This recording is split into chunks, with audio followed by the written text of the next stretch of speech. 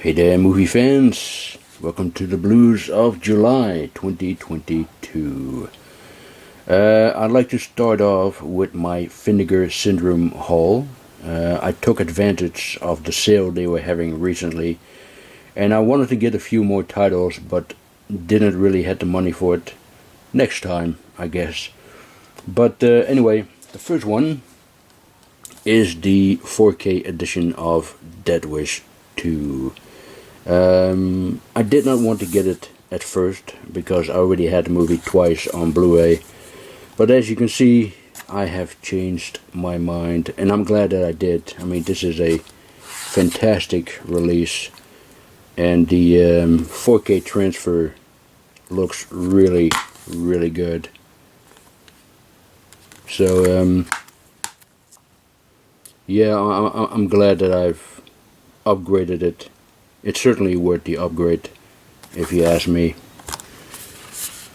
So yeah, very nice.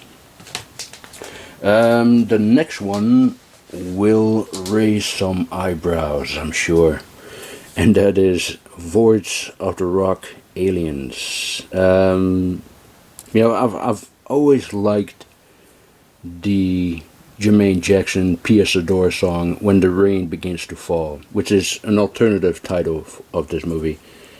Heard the song many times, seen the music video many times, especially in the 1980s. And later I found out that it was part of a movie, this one. And I wanted to see the movie ever since. I know it was available on DVD, and there is a German Blu-ray as well. But I kind of forgot about it. You know, it's not exactly the sort of movie that's high on my list. But anyway, I have finally watched it, and I really enjoyed it. You know, it's a silly, fun, 80s, cheesy, weird fantasy musical. And shame about the somewhat rushed ending, though. It's as if the writers didn't even try to come up with a proper ending.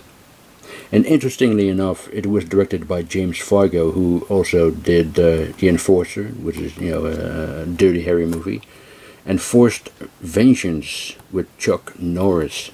That's very interesting. You know, the guy who directed this also directed, these tough guy movies with Eastwood and Chuck Norris.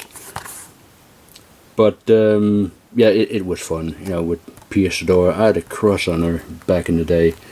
This is Craig Sheffer. You might know him from Nightbreed, also with Michael Berryman over there with the chainsaw, and Ruth Gordon of Rosemary's Baby and Harold the Maude fame. She was very funny as the town's sheriff. But hey, I enjoyed it. I'm glad I finally watched it. And I know it's not for everyone, but at least I enjoyed it. And this is absolutely amazing. Thriller, a Crew Picture. I mean,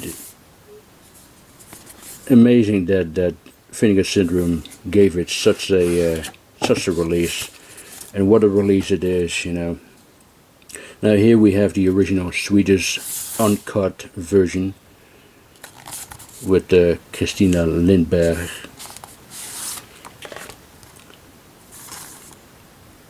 Yeah, this is a notorious rape revenge exploitation classic. Very, very nice. And this is the US version with a different title. They call her One Eye. Her character was the basis for Daryl Hannah's character in Kill Bill. Well, I'm sure most of you already know that. But yeah, what a release! What a release! It is already out of print, by the way. I believe that only this edition is available, but this whole box set, it's already out of print. And I'm very happy to have a copy of it. Yeah, Very, very nice. And I received this movie yesterday, Righting Wrongs, with Yoon Biao and Cynthia Rothrock. This is a film I've always wanted to see. You know, it's a Hong Kong action movie. I had my eye on the DVD for years, but I didn't get it because it was going for crazy money. But I'm glad that I waited. You know, this is a very nice release from Vinegar Syndrome. And 88 Films will be putting out their version of this movie in September in a very nice looking box set as well. I might even get that one too. You know, I'm a sucker sometimes, what can I say? But anyway, let me show you what the contents look like of this lovely release. Is the booklet with the U.S. title, Above the Law. Let me show you the disc first. Look at the artwork. That is some fine artwork right there.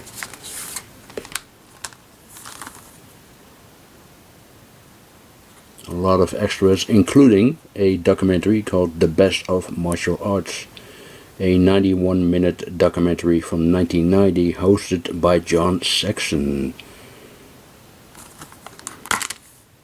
I don't know if this documentary is also available on the 88 Films release, by the way. But yeah, this looks great. I cannot wait to check this film out. And here's a quick look at the booklet.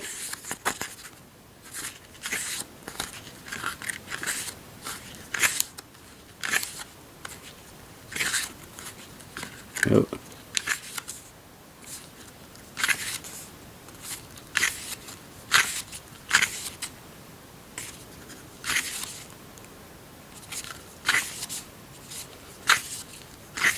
Now I'm hoping that Yes Madam, you know, also with Cynthia Rothrock and Michelle Yao. I also hope that it will be getting a Blu-ray release very soon, because that's one of my favorite Hong Kong action movies. But yeah, this looks great. This looks really, really great. Righting Wrongs. Very nice. I got 2 new additions to my Jackie Chan collection. This is Half a Loaf of Kung Fu. Haven't seen it yet, nor haven't seen the other one that I'm about to show you. But this contains, you know, the usual stuff: slipcase and alternate artwork, a booklet, poster, and you know, what have you.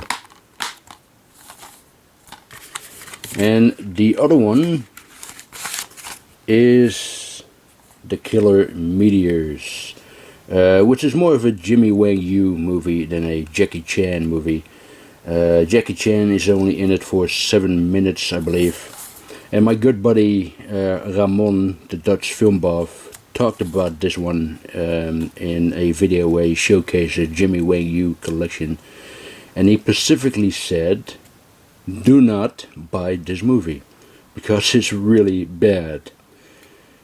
Yeah, sorry for not listening to you, Ramon. You know, what can I say? I like to collect these Jackie Chan 88 Films editions, so that's my excuse. Otherwise I would have taken your advice. But I will watch it eventually and expect the worst. And here's a new addition to my Walter Hill collection, Johnny Handsome. I also purchased the Blu-ray of Crossroads, but I haven't received it yet. It was, I actually ordered it about a month ago, so I don't hope it's lost in the mail. But anyway, now this movie is going to be part of a box set that Via Vision or Imprint is going to release very soon, with some other, you know, Walter Hill films. But I won't be getting that one. You know, I pretty much have all of the films from that box set now. But you if you'd like to start your own Walter Hill collection, that box set is a great way to begin completing his filmography. But Johnny Handsome.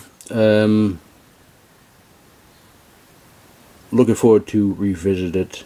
It's been years since I've done that. And the next one is Vampire's Kiss. Finally seen it. Why did it took so long? Don't know. Better late than never. But I knew of its reputation, of course. I knew it was a horror comedy with a crazy, over-the-top performance by Nicolas Cage. And that's true, except it's not a horror comedy. It's something completely different. In fact, it's not even a comedy. I don't consider it a comedy. But it did make me laugh at times, thanks to Nicolas Cage and his brilliant performance. I actually read that John Travolta, Sylvester Stallone and Arnold Schwarzenegger were considered for this film. Can you imagine Stallone and Schwarzenegger playing this particular role? Neither can I. I'm glad they gave it to Cage. The movie itself is mediocre at best, but the reason why you should watch it is because of Nicolas Cage and Jennifer Beals. And here is the 4K of Tenebrae by Dario Argento. This is a wonderful release from Arrow with some lobby cards there. Let me show you that very quickly. This is Daria Nicolodi, who used to be married to Argento. She's not with us anymore. She died not so long ago. This is Giuliano Gemma. You might know him better from the spaghetti westerns, of course.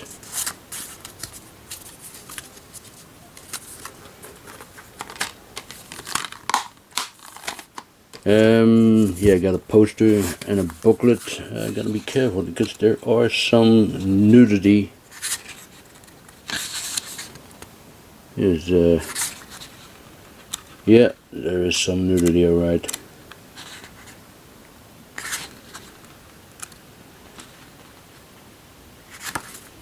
But terrific release. Absolutely a great release from Arrow Video.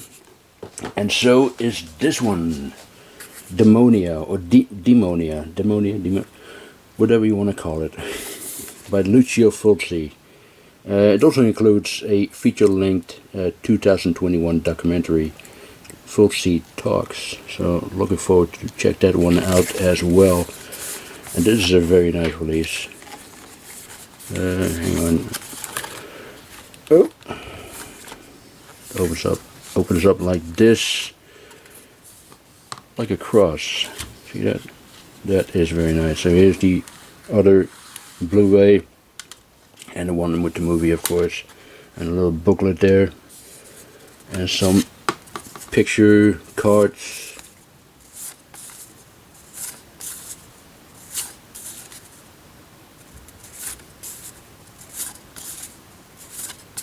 Yeah. I've never seen the film, so I'm very much looking forward to it. Looks like a very nice, gothic, atmospheric Italian horror film. And a nice release. Oh, hang on.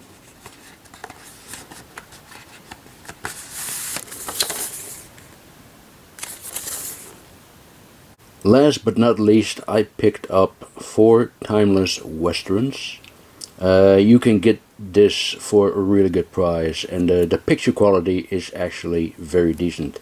In fact, it's pretty good. You get 2 movies on one disc, and